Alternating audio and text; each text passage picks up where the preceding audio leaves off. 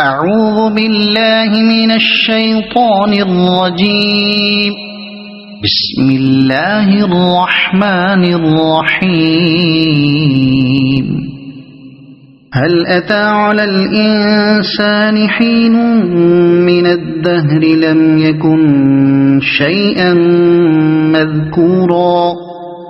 إنا خلقنا الإنسان من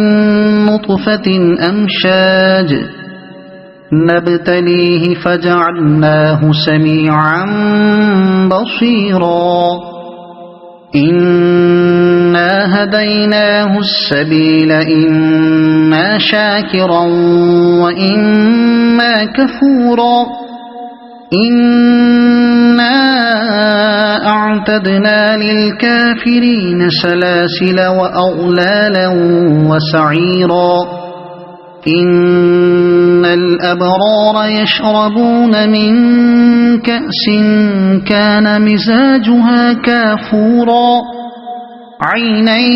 يشرب بها عباد الله يفجرونها تفجيرا يوفون بالنذر ويخافون يوما كان شره مستطيرا ويطعمون الطعام على حبه مسكينا ويتيما وأسيرا إنما نطعمكم لوجه الله لا نريد منكم جزاء ولا شكورا إنا نخاف من ربنا يوما عبوسا قمطريرا فوقاهم الله شر ذلك اليوم ولقاهم نضرة وسرورا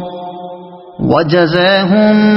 بما صبروا جنة وحريرا متكئين فيها على الأرائك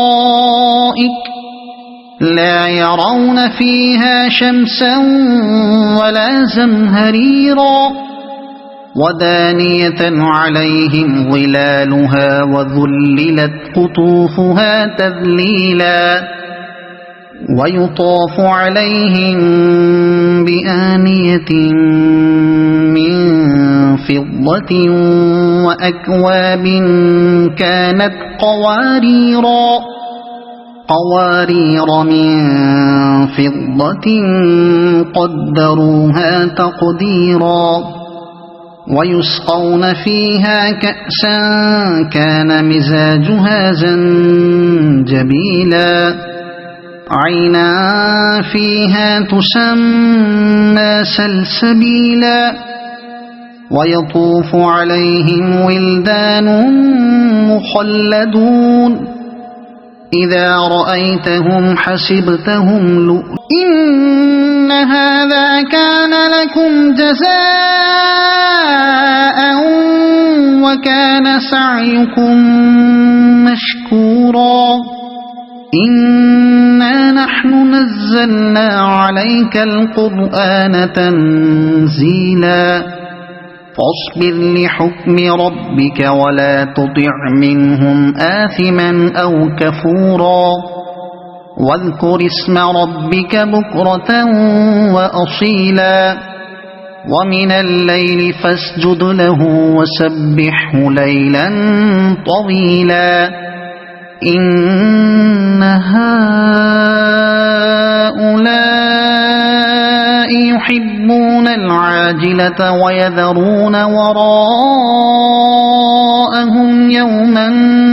ثقيلا نحن خلقناهم وشددنا أسرهم